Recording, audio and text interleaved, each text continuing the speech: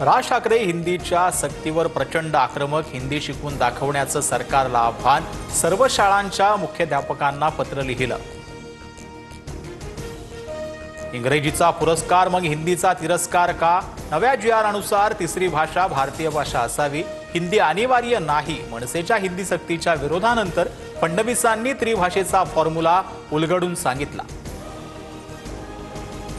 पहिलीपासून हिंदी शिकवावी असं राष्ट्रीय शिक्षण धोरणात कुठे म्हटलं आहे? राज ठाकरेंचा मुख्यमंत्री फडणवीसांना पत्र लिहित सवाल. तर 3 भाषा सूत्र हे लवचिक असल्याचाही उल्लेख. राज ठाकरेंशी युती केली तर फायदाच होईल. माजी नगरसेवकांच्या मातोश्रीवरील बैठकीत सूर.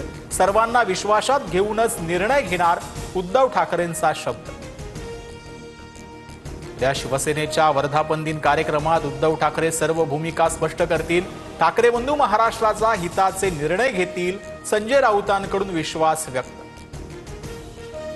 59व्या वर्धापन दिनानिमित्त दोन्ही शिवसेनेकडून मेळाव्याचा ट्रेजर जारी.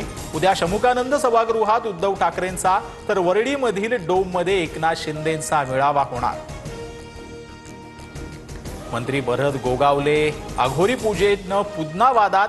दादा गटाच्या सूरज चव्हाणांकडून दुसरा व्हिडिओ ट्विट करत अघोरी पूजा केल्याचा आरोप. यापूर्वी वसंत मोरेंनीही एक व्हिडिओ समोर आणत अघोरी पूजेचा आरोप केला होता.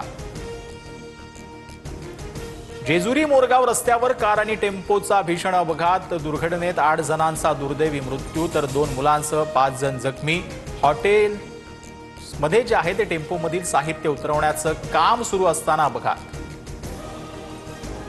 पहिल्या 200 प्रवासांसाठी 3000 रुपयांचा वार्षिक फास्टॅग पास. केंद्रीय मंत्री नितीन गडकरींची घोषणा. फक्त राष्ट्रीय महामार्गावर हा पास लागू असणार.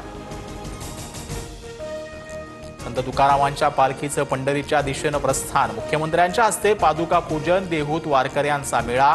टाळ मृदुंगाच्या तालावर भक्तिमय वातावरणात वारकरी तल्लीन. राज्यात गेल्या 24 तासात 61 नव्या कोरोना रुग्णांची नोंद. आज एकाही कोरोना बाधित रुग्णाचा मृत्यू झालेला नाही. सध्या राज्यात 443 सक्रिय रुग्ण.